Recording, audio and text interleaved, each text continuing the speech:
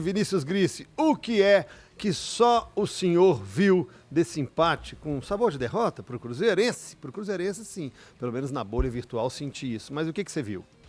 Ô, CJ, o jogo foi ruim, né? O Cruzeiro não conseguiu jogar bem, muita dificuldade. Sem o Matheus Pereira, mais uma vez, o time ficou ali pobre em termos de criação. E curioso, ontem eu fiquei pensando ao longo do jogo, assim, mais na reta final, na verdade, do jogo. Quando o Cruzeiro até teve ali algumas oportunidades, conseguiu empurrar o Vasco para trás depois de ter feito a mudança no intervalo ali, né? A entrada do Barreal melhorou muito o time do Cruzeiro. Acho que o segundo tempo do Cruzeiro foi bem melhor do que o primeiro. Mas eu fiquei imaginando se fosse ainda o Fernando Seabra, o técnico do Cruzeiro ontem, sabe? Quantas críticas iam ter a respeito do desempenho do time, da dificuldade para ganhar, mesmo com um jogador a mais, diante do Vasco, dentro de casa e tudo mais. E aí entra um pouco daquilo que a gente falou muito na semana passada aqui, né?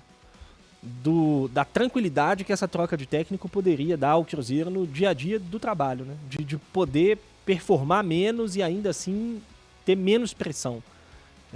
Que eu acho que é o que aconteceu ontem e é o que vai acontecer provavelmente aí nos próximos dias, um pouco por paciência de um trabalho que está começando, que é natural, e um pouco pelo fato do Fernando Diniz ser um técnico de mais nome, né, de mais histórico do que o Fernando Seabra. Mas enfim, ainda muitas dificuldades, dificuldades dentro do campo, né, com os jogadores mesmo para fazer o que tem sido pedido.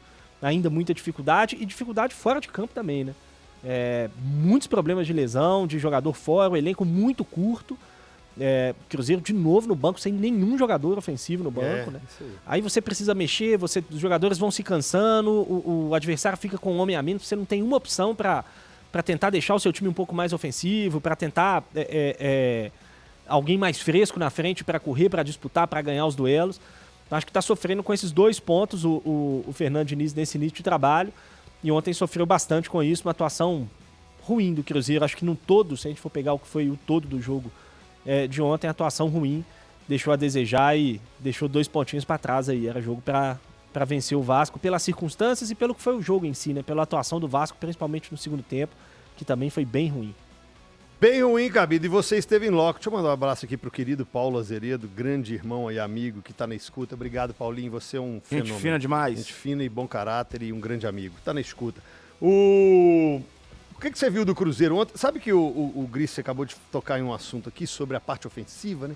Sobre as opções no ataque. Claro que você vai falar um pouquinho do jogo, mas eu também queria saber se não era melhor, tanto o Fernando Diniz quanto o Eduardo Barros, começar ali com um atacante, dar uma seguradinha em um atacante no banco, sei lá, colocar um meia, mudar um pouco o Cruzeiro, o esquema, para poder ter uma opção ofensiva caso precisasse. E não tinha essa opção no banco, e não tinha como mudar. Ou aí já é muito ser engenheiro de obra pronta, Cabido?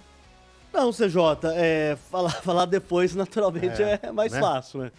Mas, sem dúvida nenhuma, eles arriscaram, né? E eles ainda tinham, né, na cabeça do professor Eduardo Barros e também do professor Fernando Diniz, eles tinham na cabeça que o Barreal poderia ser essa opção ofensiva em caso de necessidade, né? Como foi. Aliás, o grande problema, eu acho, ontem, CJ, basicamente falando do ataque, foram 3 situações, né? O Verón, pra mim, no primeiro tempo foi muito mal, e aí ele sai no intervalo para entrada do Barreal, aí com o crescimento do Cruzeiro, sem dúvida nenhuma, mostrou a importância do argentino nesse jogo, nesse time do Cruzeiro.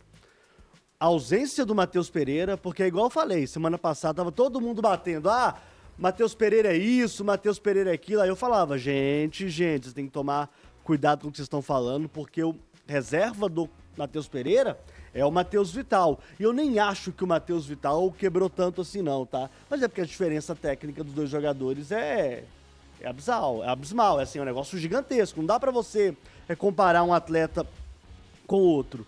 E outro jogador que jogou praticamente o jogo todo foi o Lautaro Dias, que foi mal ontem. Foi mal. Correu e etc, né? Foi voluntarioso como ele sempre foi. Isso ninguém pode negar do argentino, mas na hora da decisão ele falhou. Falhou em vários contra-ataques, decisões erradas, gestos técnicos errados. perdeu um gol numa excelente jogada ali pelo lado direito do Caio Jorge, ele sozinho era só chapar a bola, ele acaba perdendo o time da bola, enfim, ele foi mal pra caramba ontem e isso resulta nisso que a gente viu no placar, 1-1, ele acaba sendo justo pela ineficiência do Cruzeiro no setor ofensivo, TJ.